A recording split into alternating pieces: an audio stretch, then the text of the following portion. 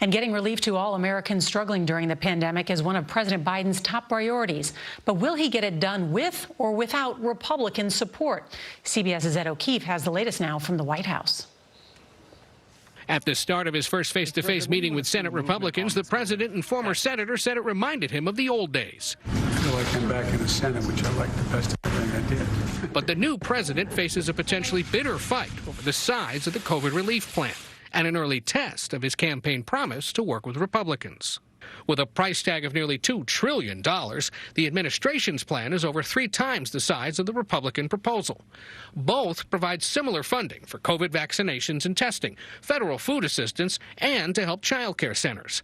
But the Republican plan ignores the president's calls to boost the federal minimum wage, gives much less relief to schools trying to reopen, and provides smaller stimulus payments and unemployment benefits.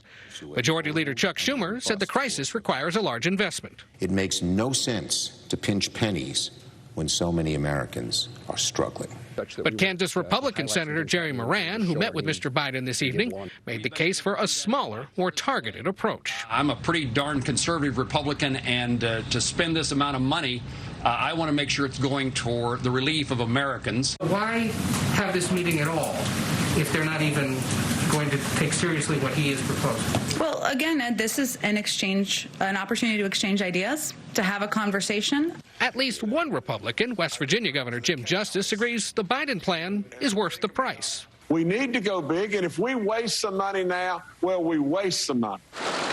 With the impeachment trial scheduled to start next week, former President Trump's legal defense will now be led by David Schoen, who previously represented Trump friend Roger Stone, and former Pennsylvania prosecutor Bruce Castor.